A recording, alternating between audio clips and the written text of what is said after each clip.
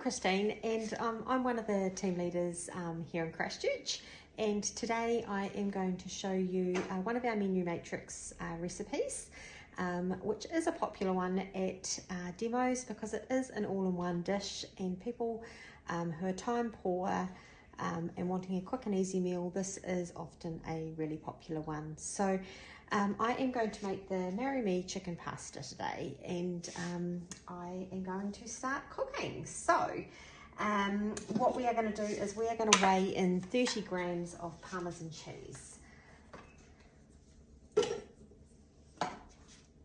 Press next, and that is just going to grate for 5 seconds.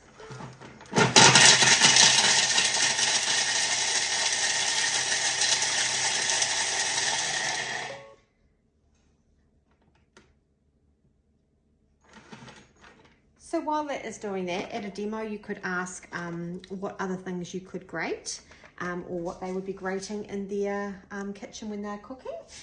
So what we're going to do is just transfer this to a little bowl.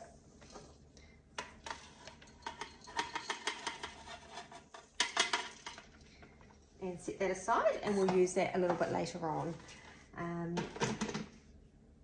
It always says rinse and dry the mixing bowl. I never tend to do that, so it's up to you whether you want to do that, but I'm about making life easy, so yeah, we just click next. So now we're going to pop in 2 garlic cloves, which I pre-weighed out. We've got 100 grams of sun-dried tomatoes. Now I have had some people that can't have tomatoes or don't like tomatoes, so if you want to, you can always use the char-grilled capsicums, which is also a nice flavour to use. So if you don't want the sun-dried tomatoes, and then we've got capsicum, 180 grams, and we've got some salt,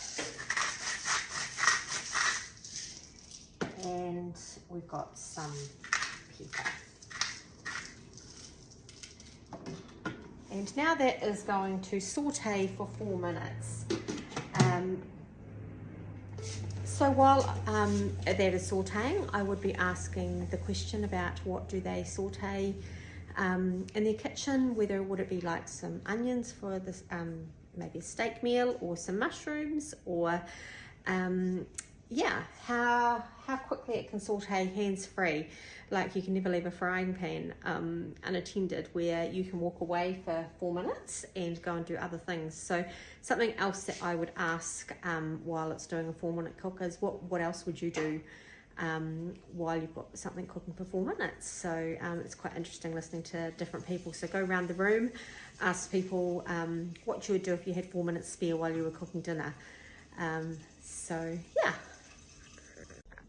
Okay, so this has nearly finished its saute, smelling amazing, and so we've got 3 seconds to go. Right, now we're going to chop for 5 seconds, so on speed 5.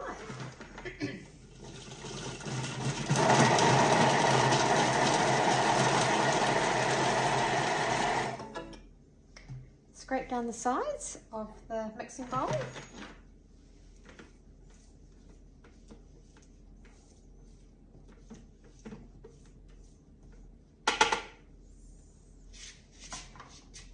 Now we're going to add the chicken. Boneless chicken thigh or breast cut into small pieces. So we've got 500 grams. And we've got some pouring cream. So if we were making this for somebody who was dairy intolerant, obviously we wouldn't do the Parmesan at the start, but we could also do this with coconut cream, and it actually tastes really yummy. So that's a great alternative. And now we're going to add in 400 grams of water.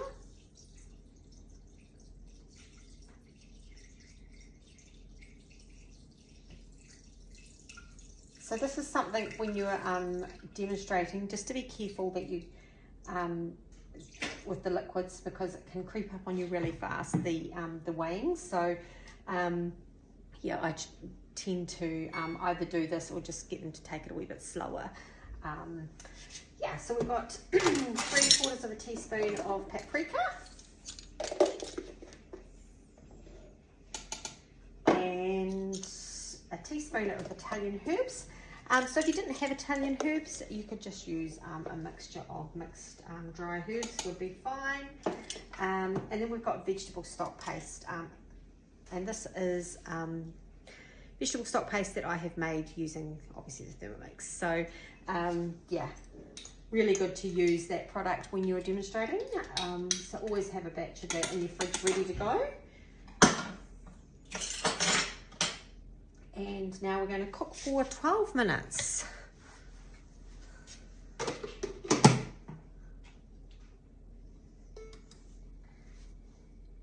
So this is a really good time when you're doing your flip chart to then flick out of your flip chart, flick out of the recipe and into the flip chart and carry on and get those things done. So at that point I would just go back to my flip chart and we can talk about the layered cooking, which is the next recipe that's coming up. So go through that and talk about having a demo at the ears to inspire and to encourage other demos. So to see something different being cooked at the demo.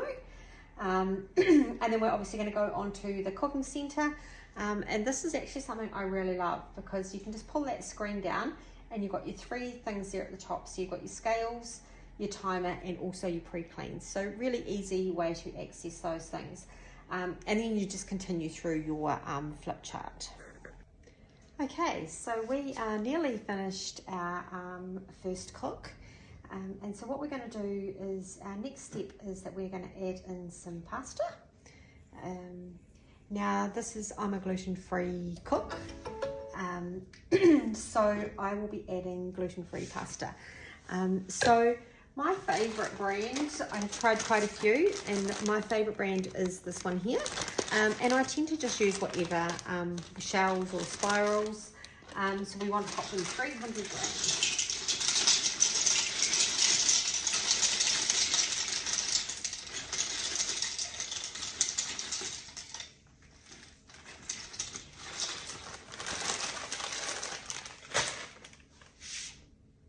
Okay, we're just going to give that a wee stir.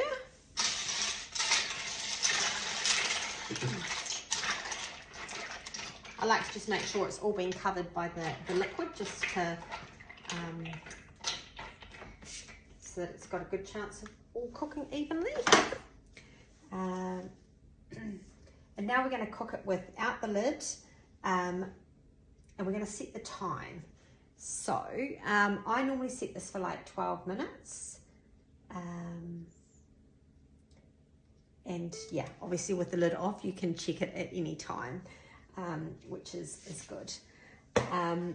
So at this point then I would just go back and continue on with the flip chart. So tasting the world. So today we've been using our Cookidoo app, and this is an amazing app where you get lots of inspiration. It has thousands of recipes which you can search through. You can anybody can download a 30-day free trial and have a go, see if it is something you like. And for our new subscribers, when you purchase your TM7, you get a 3-month trial as well. So you can organize your meal planning, you can do shopping lists.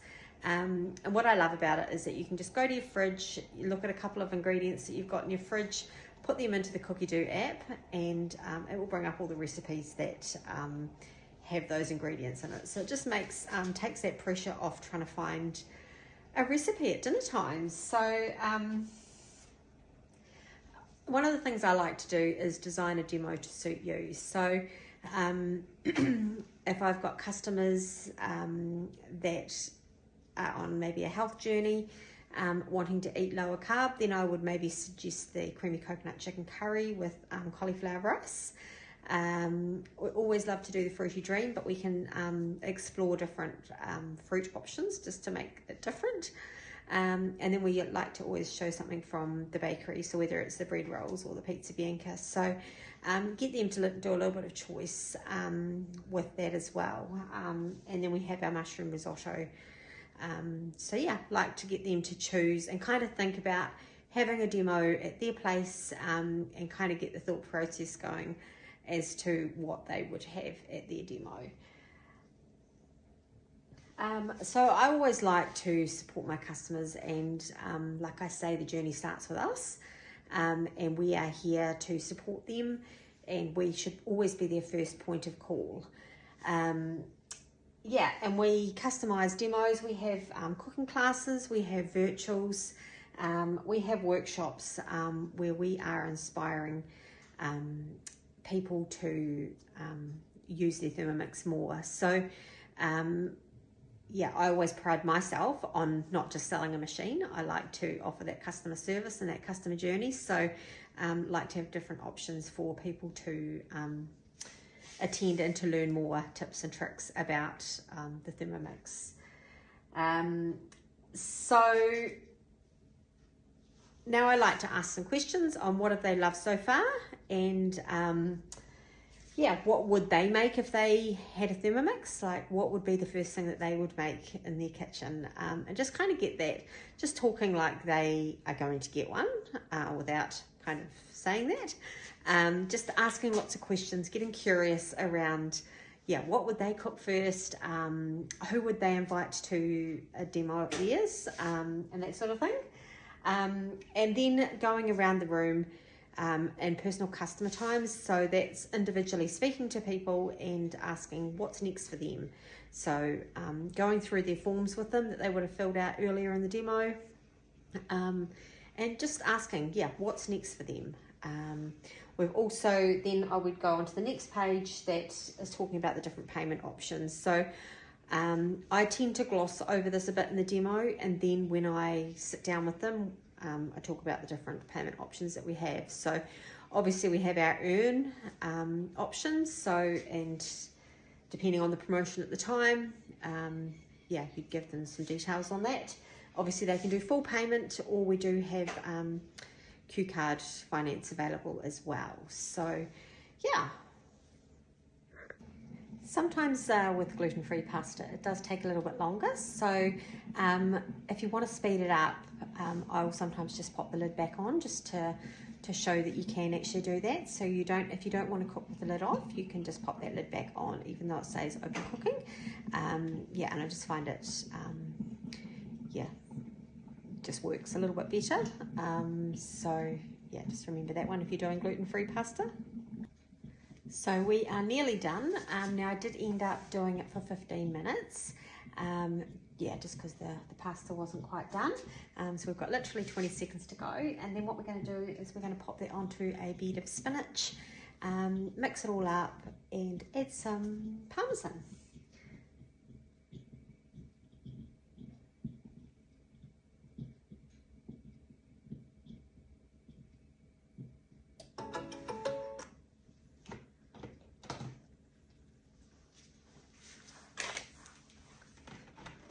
So there we are, there's our nice bubbling pasta. So what I'm going to do now is just put that into our thermo server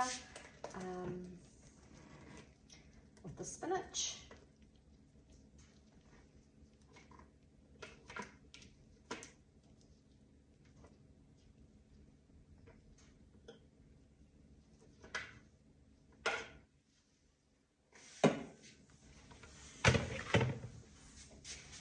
Give that all a good mix up.